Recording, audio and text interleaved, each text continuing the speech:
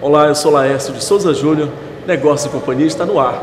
Vamos falar hoje sobre as questões relacionadas ao direito marítimo e portuário, os entraves às exportações brasileiras. Eu converso agora com o sócio-diretor da Navigária Consultoria, o advogado especialista em direito marítimo e portuário, Saulo Gomes. Tudo bem, Saulo? Tudo bom, Laércio? É um prazer estar aqui com você, nesse programa de prestígio, debatendo sobre esse setor tão importante para o nosso Estado.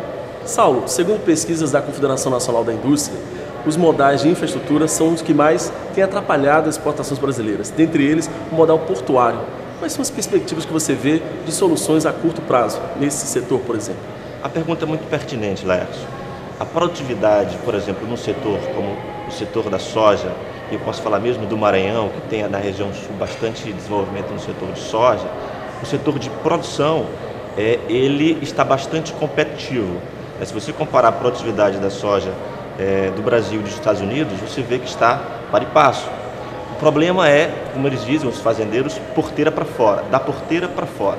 Então, a partir do momento em que sai a produção das fazendas, dos locais de produção, das indústrias, para transportar toda a mercadoria até o porto e chegar finalmente até o país de destino. É nesse passo, é nesse intervalo que se encontram os principais gargalos do setor.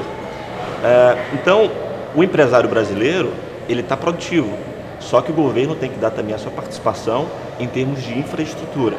E aí é preciso que os setores todos, os órgãos intervenientes, se unam para que se torne, de fato, um país produtivo em todos os aspectos. Do ponto de vista jurídico, que é a área que você mais milita, quais seriam então as principais barreiras, os principais entraves na questão portuária? Existe uma figura jurídica que nós chamamos de demurrage. Em inglês, em bom inglês seria demurrage, mas no mercado se costuma chamar demurrage. Demurrage corresponde ao tempo em que o navio espera para atracar no berço em que ele vai fazer a operação, seja de embarque ou desembarque de mercadorias, seja a mercadoria granel sólido, granel líquido, carga geral, etc.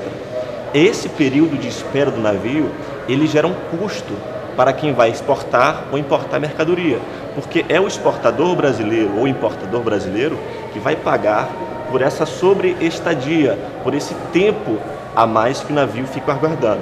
E aqui no seu programa o pano de fundo dele é muito interessante, porque nós podemos observar aqui vários navios que vão atracar no complexo portuário do Maranhão. Eu contei agora há pouco, estavam em cerca de 19 e 20 navios.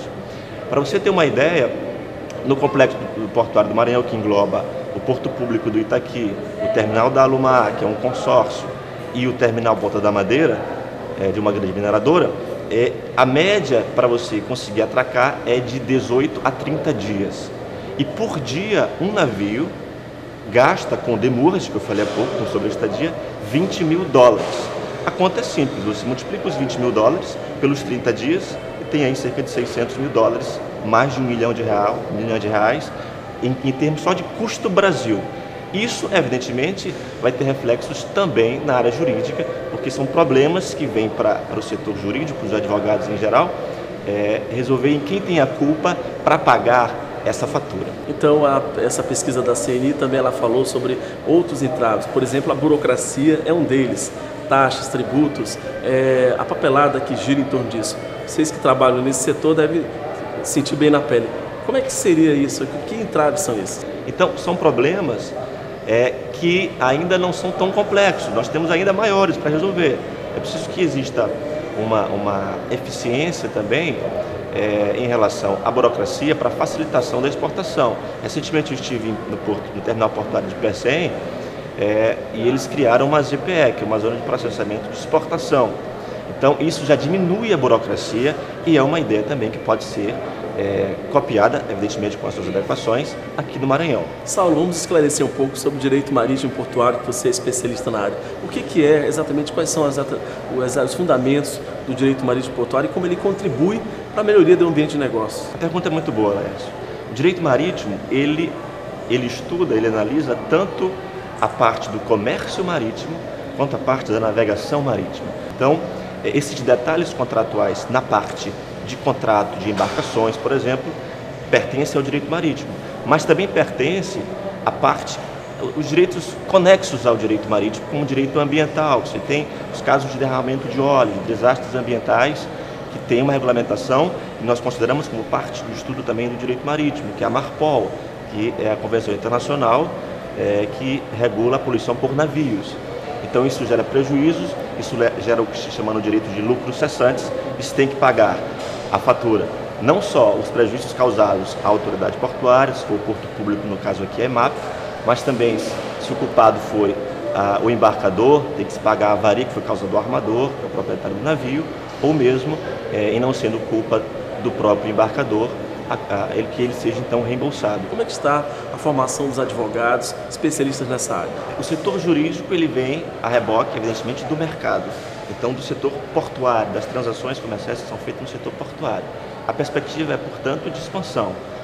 Mais ainda agora, onde se fala muito na mudança do eixo de escoamento da soja, que hoje sai por Santos e Paranaguá, e vai partir a sair por Vila do Conde, pelo terminal de grãos, que vai ser inaugurado ainda esse ano, aqui no Porto de Itaqui, também por Pecém, parcialmente, mas os portos do chamado Eixo Norte.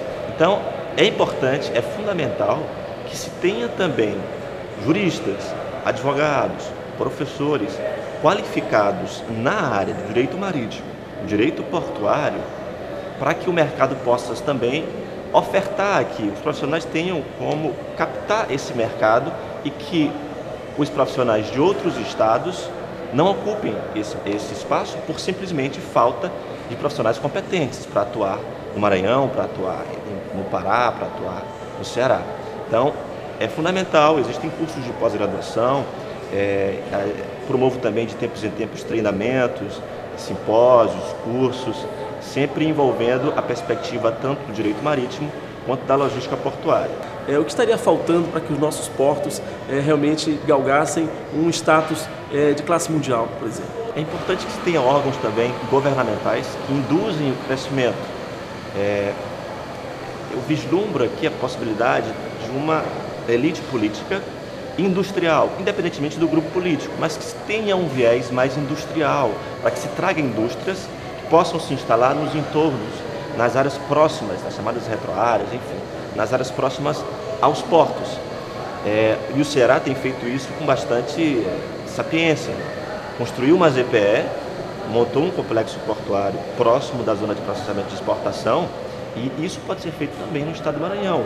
E aí, em termos de natureza, para a exportação e para a atracação dos navios, nós já saímos com um custo muito menor, que é o chamado custo para a dragagem dos canais, tanto o canal de acesso, como bacia de evolução, como próximo ao próprio cais. Já seria uma vantagem natural. Agora, a vantagem natural não basta em si, é preciso também que se junte a academia, que se junte o governo, que se junte o empresário, para criar esse ambiente mais propício para o desenvolvimento do setor. Falando um pouquinho de futuro, a Marinha do Brasil fez estudos, está fazendo estudos atualmente, de instalação de uma segunda esquadra importante nessa região. Pode ser no norte, pode ser no nordeste, e o Maranhão, especificamente a capital de São Luís, é candidata a potencial. Como é que você vê, por exemplo, o preparo deste mercado? Nós estaríamos em condições de competir, de sermos sede de uma segunda esquadra? Seria sensacional se a Marinha brasileira trouxesse uma segunda esquadra para o Maranhão, tanto pelos profissionais qualificados que nós vamos ter disponíveis no mercado maranhense, como também porque começa a fomentar, começa a ser gerado um novo nicho para ser explorado. E nós temos a perspectiva no nível internacional, que é de aumento do canal de Panamá. Evidentemente tem que se ver o porte dos navios que vão conseguir, de fato, passar pelo canal. Se os navios vão fazer escala aqui no Porto de Itaqui ou no Complexo Portuário do Maranhão ou em outros portos do Corredor Norte. Mas só o fato de se aumentar a capacidade dos navios que podem passar pelo canal do Panamá, isso já gera uma perspectiva maior de linhas de navios estarem atravessando, estarem passando pelo Maranhão. Evidentemente, isso também gera demandas jurídicas. Ou seja, quanto mais o mercado se movimenta, mais questões jurídicas surgem, né? E o papel do direito é exatamente facilitar isso, tornar os ambientes mais viável de negócio. Quanto mais o mercado cresce, mais o setor jurídico também vai se expandir.